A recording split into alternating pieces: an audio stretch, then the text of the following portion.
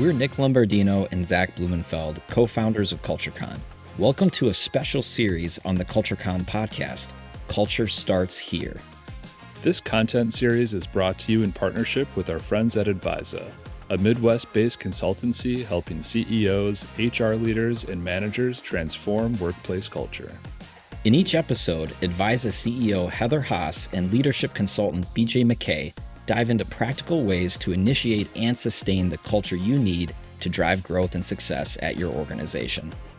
The Culture Starts Here series starts now.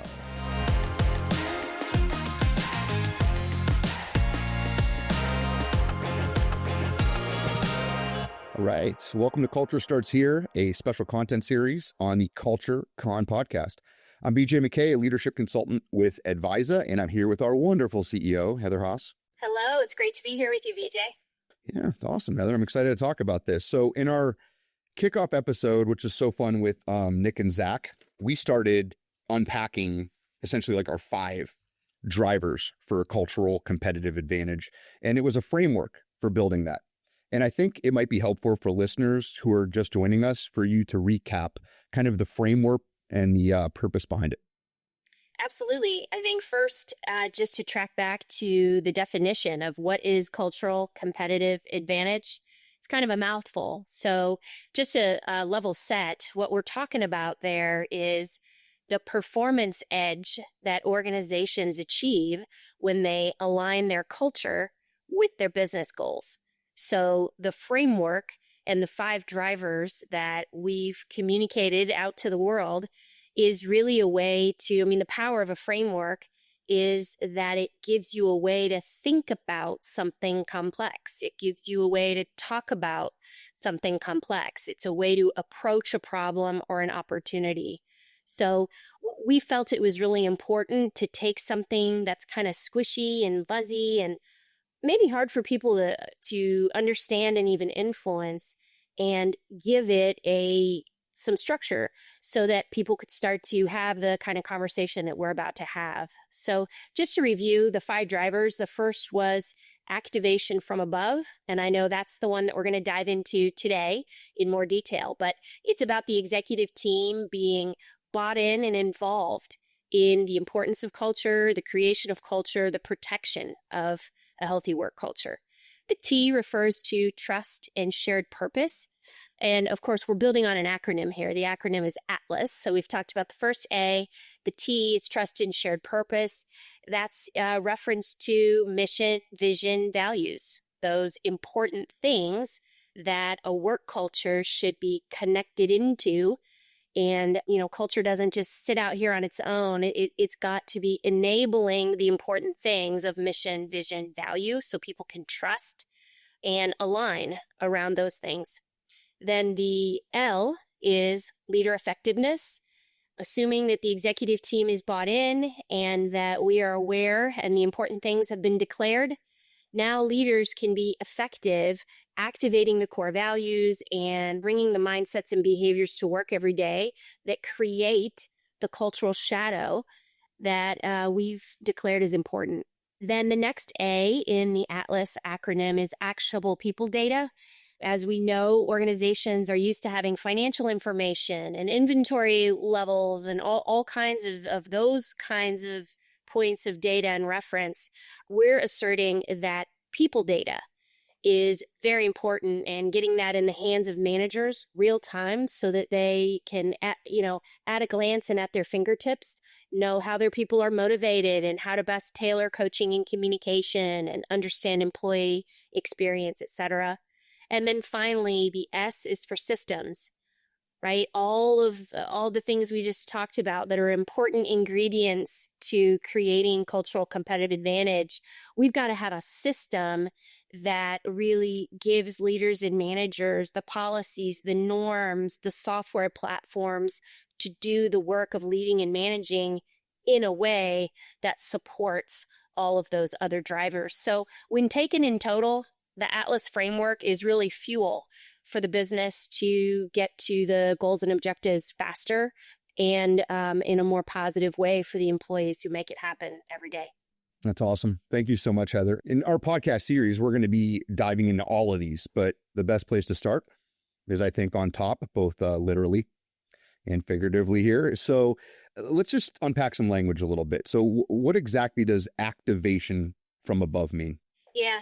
I mean, in a few words, it's the idea that culture starts at the top. But to put a finer point on that, we chose the word activation from above because it conveys action. It conveys that there is some force and intention that needs to be there in order to set all of these good cultural, people-based things in motion. So activation from above is really about the executive team defining the values and defining the type of culture that will, in fact, fuel the achievement of business goals. But then it's also the executive team modeling the mindsets and behaviors. So it's not just the declaring it and putting it on posters. It's not about posters and perks. It's really about the day-to-day personification of the mindsets and behaviors that represent the way we want our corporate character to, unfold each day for every employee who works there. That's awesome, Heather. So let's dance around this a little bit right now. So I'm listening to this. Let's say I'm a CEO. I've been at the game for 2 to 3 years in, let's say, a mid-sized company, right around 500, 1,000 employees there. And I've been trying to do this, but what you're sharing with me doesn't seem to be happening. Maybe I have them on the wall. I think I've done it.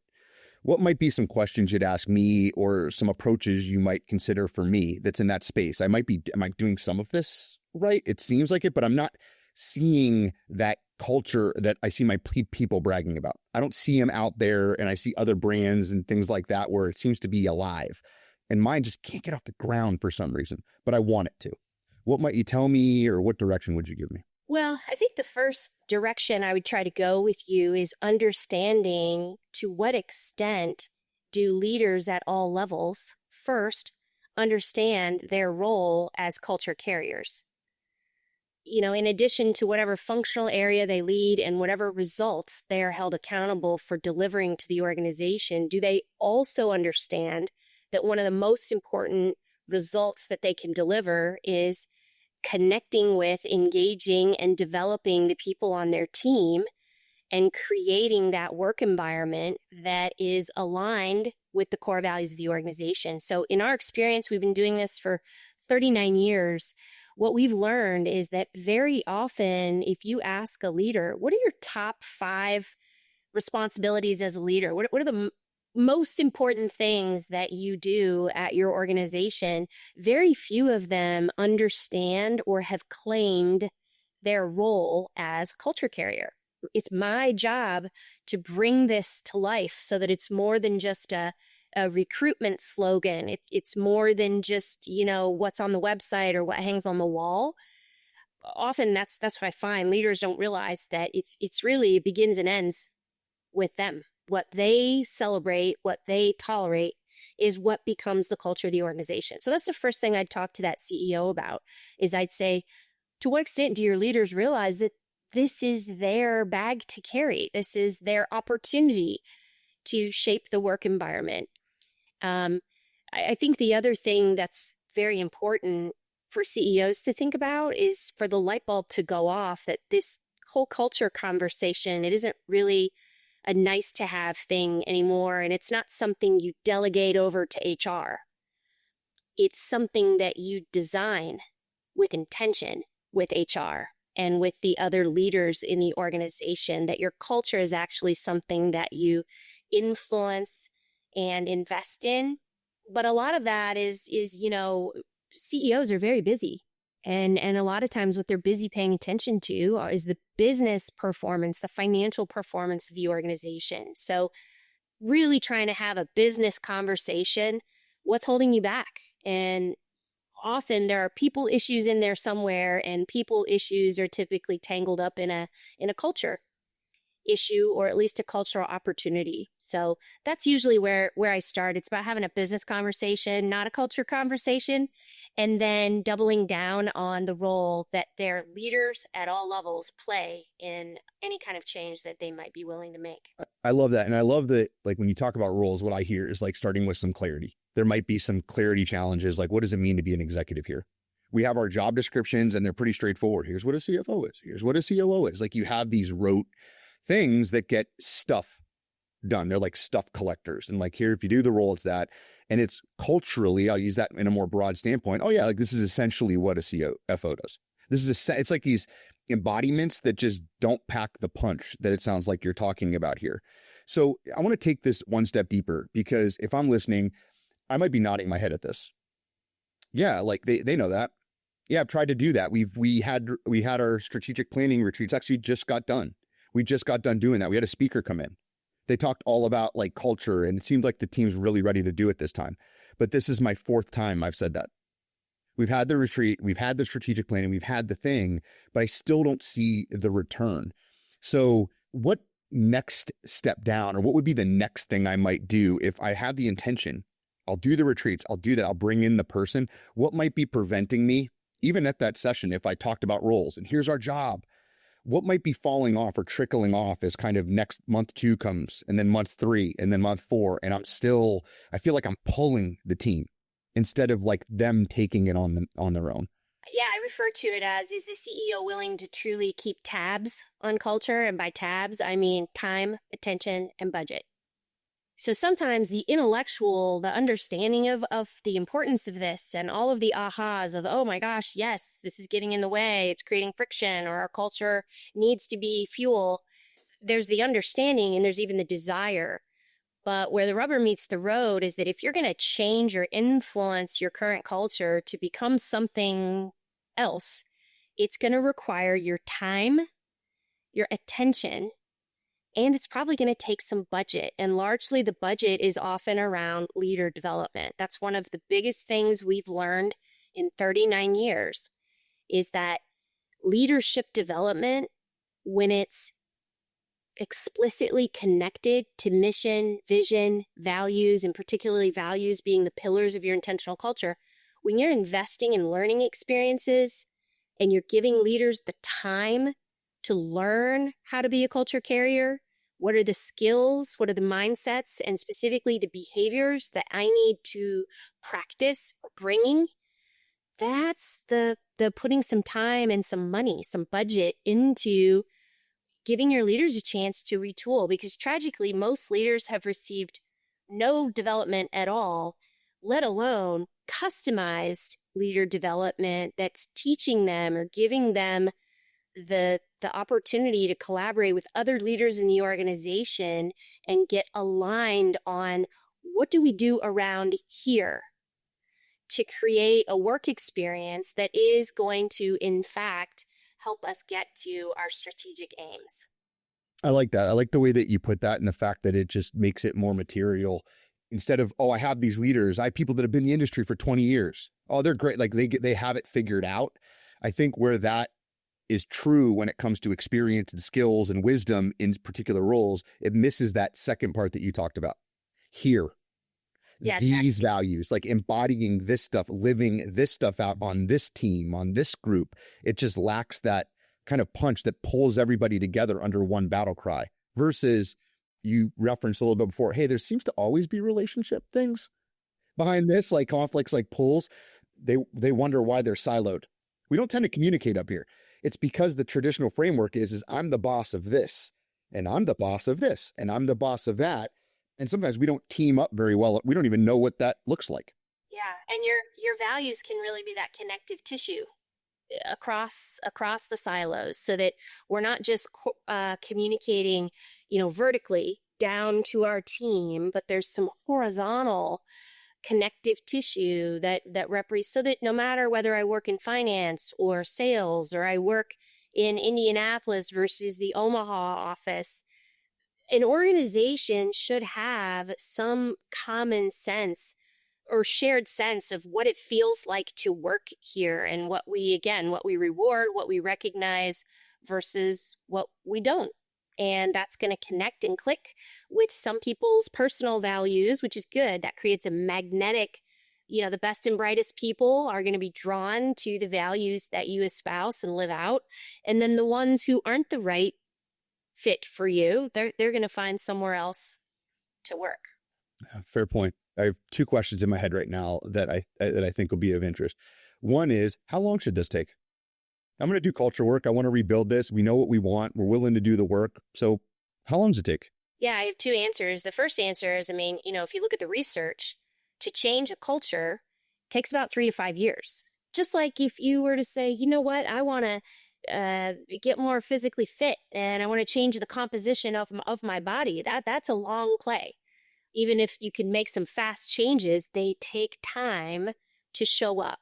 So culture work is really not that different. However, if we're talking about just the first driver, activation from above, we can usually get the light bulb to go off for an executive team. We have a process that starts with a leadership and culture assessment, where we take executive teams through some exercises where they're holding up a mirror and they're looking at the health of, how effective are our leaders? How effective are we as an organization at attracting and retaining top talent? And what is the employee sentiment? What are people saying related to their sense of loyalty to the organization?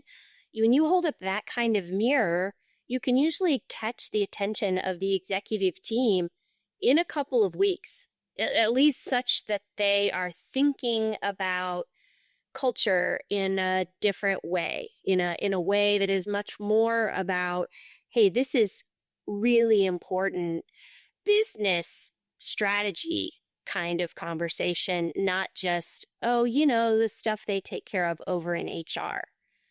So if you have some data, you can usually kind of elevate this conversation a little more quickly than if you're just trying to tug on that CEO's sleeve and try to get her attention that, culture is important.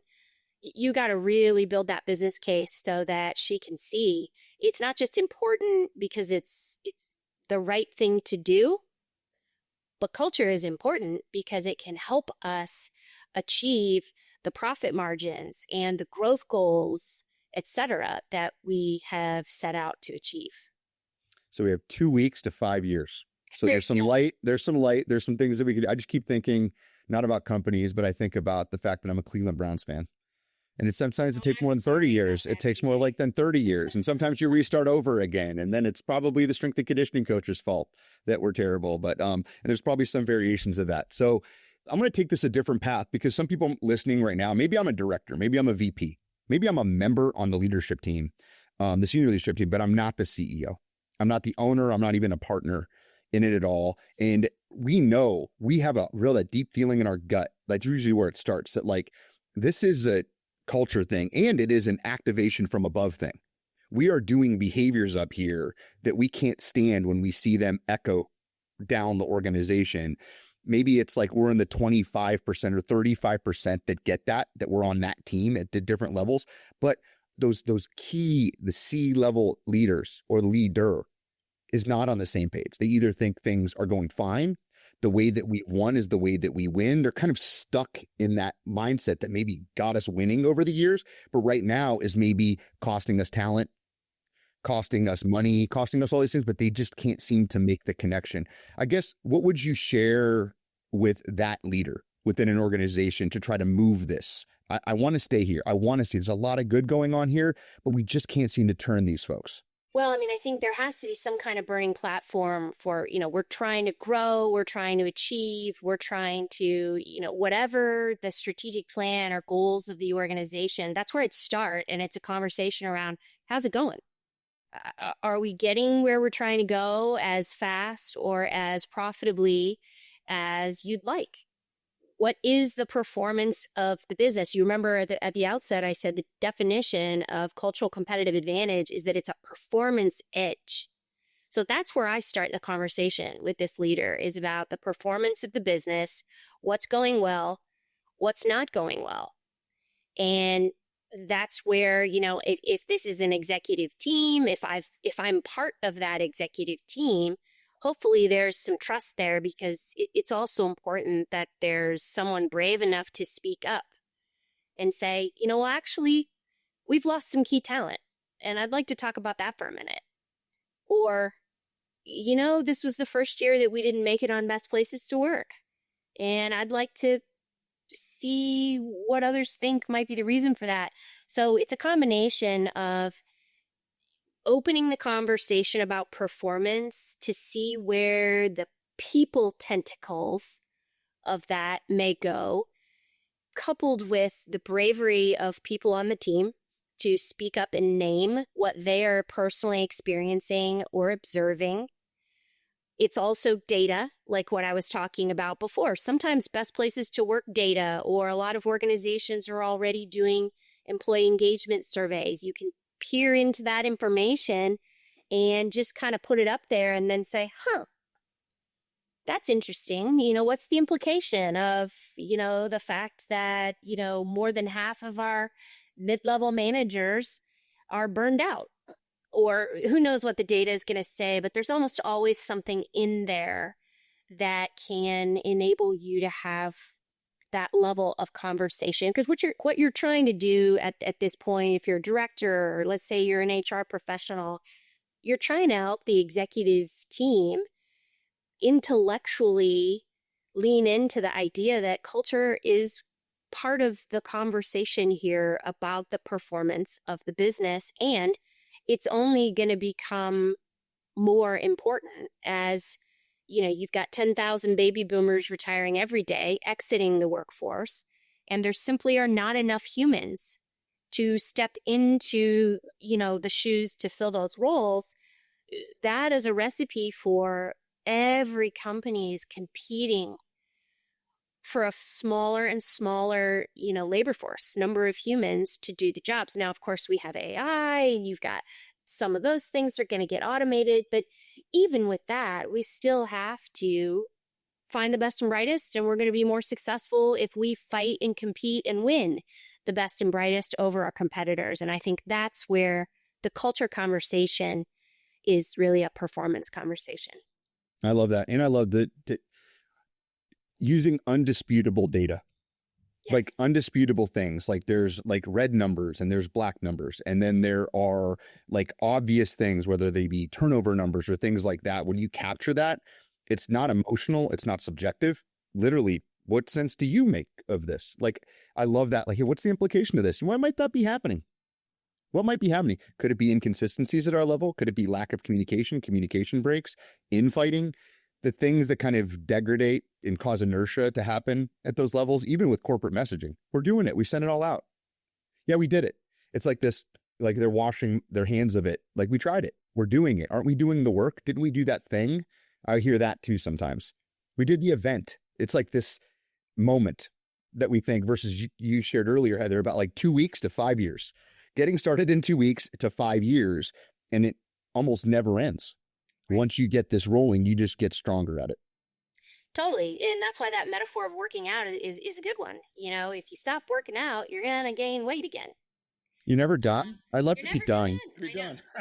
Yeah. So culture's never finished either. And, the other thing I would say in terms of how to have this conversation or, get the executive team's attention or whatever, I should also mention, as listeners probably know, at ADVISA, we're an outside partner.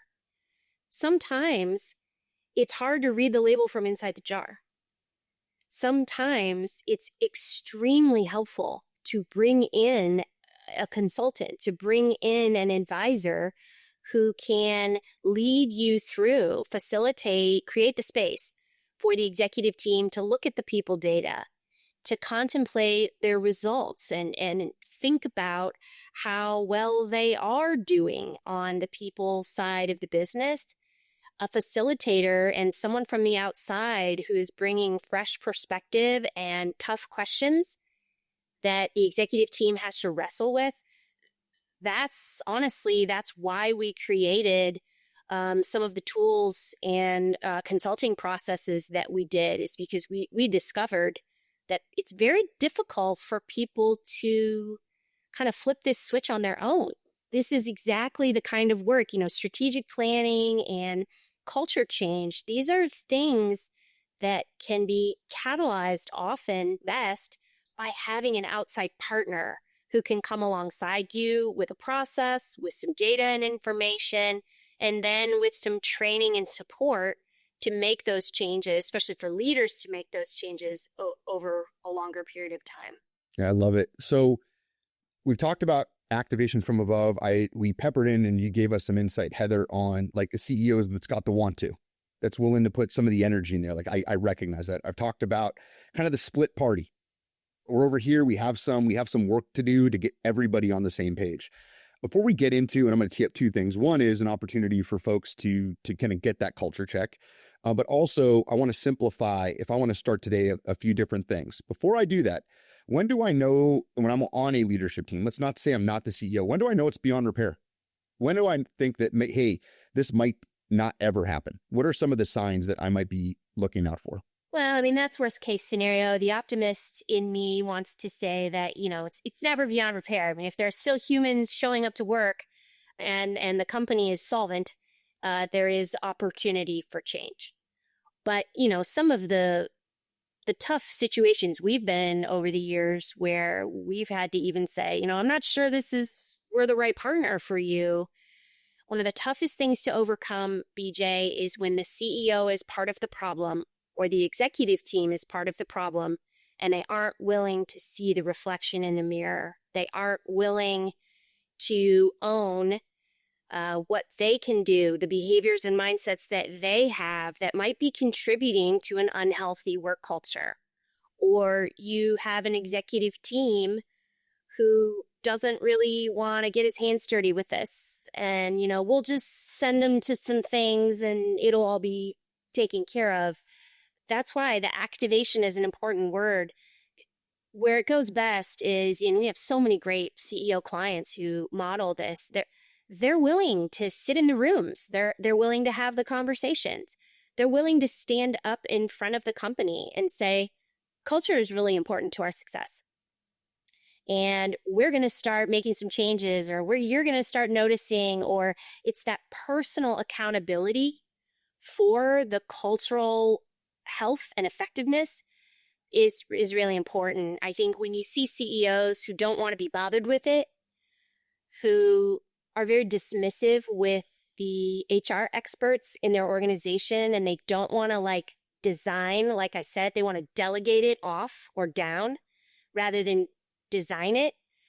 That's when you start to realize this is probably gonna unravel as it goes from here, because when CEOs don't walk the talk, people don't trust, and people realize that, this isn't for real.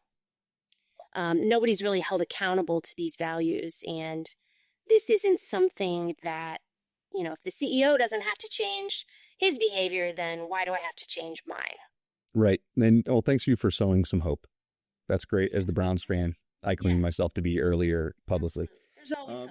Yeah, and I love that. And that what resonates with me too, in my experience working with clients, is when a leader, it could be a divisional leader, it could be the CEO, if you're in good fortune, recognizes and says out loud, hey, I'm part of the problem.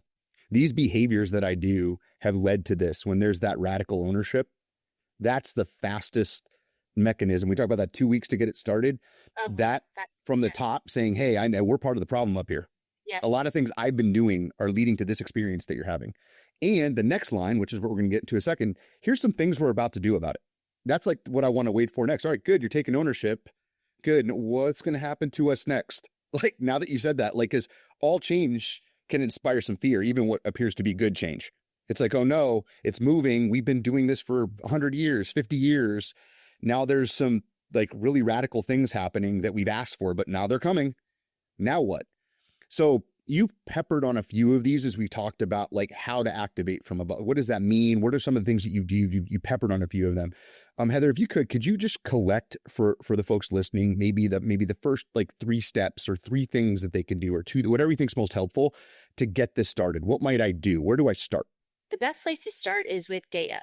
And so whether it's, that best places to work information and employee engagement data set that you already have, or we created a really simple culture check that you can find on our website that essentially asks some questions about those 5 drivers that I mentioned at the top of the episode. And again, it's a way to, regardless of your role, you might be the CEO, you might be the CFO, you might be the customer service manager, you might be someone on the front lines. But if this culture conversation has caught your attention and you think it's important, and that framework, having a structure and the language to talk about culture so that we can improve it, you should check out our website, ADVISA.com, because that culture check will ask you some questions about those 5 drivers so that you can objectively see, where do we have some strength, some things about our culture that we can be proud of, and where are there some opportunities for improvement. So to your point, BJ, about where do we start? It's first, you got to know what's working and what's not, according to that framework, that way to talk about culture. So that's really, I think data is a catalyst for change. So anytime you can objectively look at a problem or an opportunity, and you have a framework for understanding what it is, what are we talking about, and then you have a way to quantitatively know what's going well and what's not going as well. Now you have what you need to get started prioritizing next steps. Awesome. Thank you so much, Heather. And if this is a lot, if you're listening, you're like, whoa, like this is a lot to get going. Even if I get the data, how do I make the connections? Remember, there's 5 and we only covered 1 today. So we're talking about activation from the top. So you heard Heather just a moment ago. This is for ADVISA completely free. 5-minute culture check at advisa.com. Then if you have any questions about your results, or you'd like help fostering any of the 5 drivers, if something pops, because you get your results back essentially immediately when you're done, ADVISA has expert consultants ready when and if you need us. So advisa.com, 5-minute culture check, go ahead and do it. So thanks for the awesome kickoff here, Heather. You bet. Happy to share all this. All right. So until next time, I'm BJ McKay.